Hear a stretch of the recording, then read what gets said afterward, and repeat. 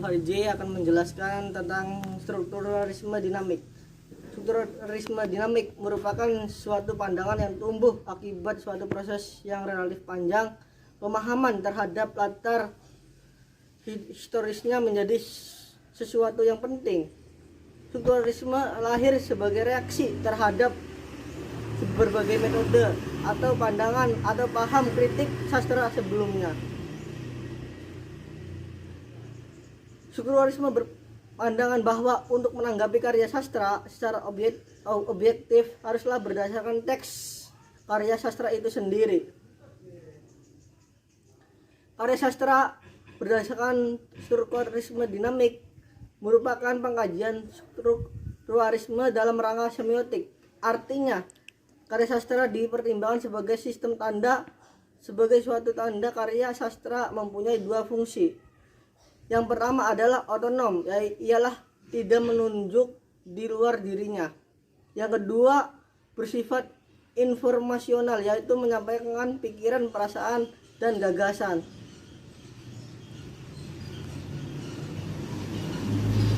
Terima kasih. Assalamualaikum warahmatullahi wabarakatuh. Saya Melika Winasari akan memaparkan tentang konsep dasar strukturalisme dinamik. Mukarovsky meletakkan dasar untuk estetika sastra dalam model semiotik, di mana ada hubungan dinamik dengan tegangan terus-menerus antara keempat faktor pencipta, karya, pembaca, dan kenyataan. Itulah yang disebut dengan dinamik strukturalisme.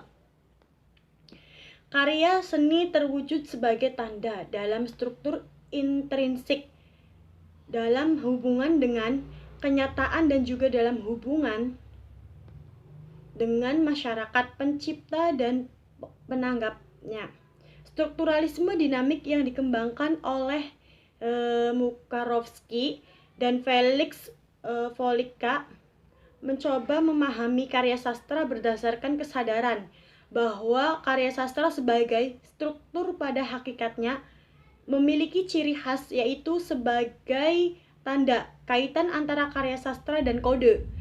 Sistem yang mendasarinya makin ditonjolkan, dan jelas pula bagi Mukarovsky bahwa karya sastra tidak dapat dipahami dan diteliti lepas dari konteks sosial lain. Dengan kata lain, kode-kode lain dan fungsi estetik tidak lepas dari fungsi sosial lain. Sekian dari saya.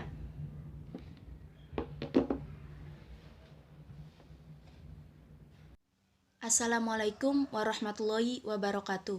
Saya Siti Aisyah akan melanjutkan materi, yaitu mengenai strukturalisme genetik dalam penelitian sastra.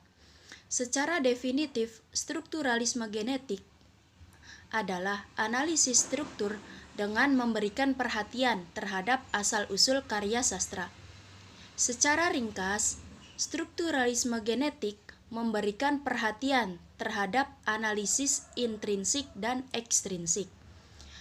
Jabrohim tahun 2012 merumuskan strukturalisme genetik ke dalam 3 hal, yaitu yang pertama, penelitian dimulakan pada kajian unsur intrinsik, baik secara parsial maupun dalam jalinan keseluruhannya.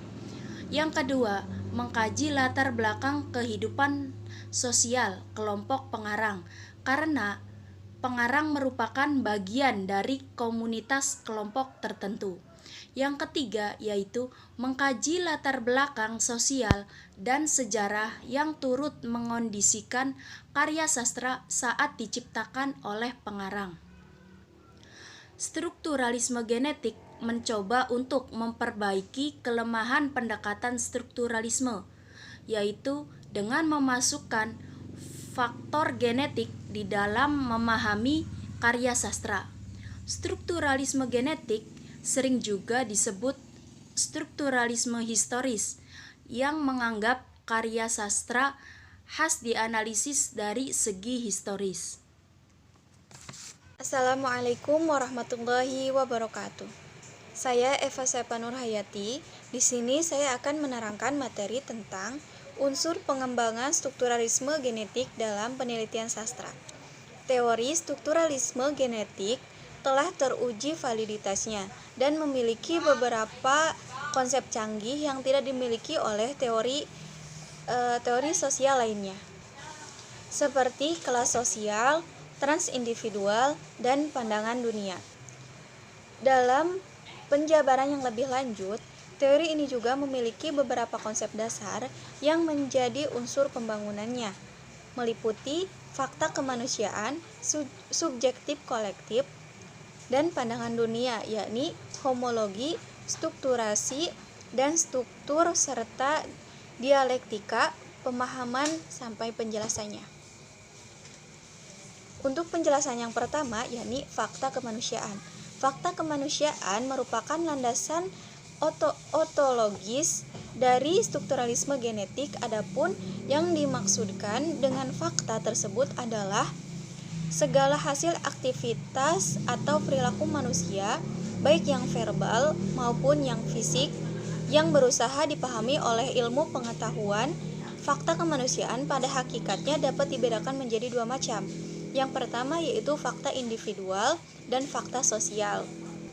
Penjelasan yang kedua yaitu subjektif kolektif. Seperti yang telah disinggung sebelumnya, bahwasanya fakta kemanusiaan bukanlah sesuatu yang muncul begitu saja, melainkan adalah sebuah hasil dari aktivitas-aktivitas yang dilakukan oleh manusia sebagai subjeknya. Dalam hal ini perlu diperhatikan bahwa terdapat perbedaan yang sangat jelas antara subjek individual atau tindakan, gejala sakit, mimpi, penyaluran nafsu pada sesuatu yang bernilai, dan subjek kolektif, yakni nilai-nilai karya sastra, budaya, dan seni.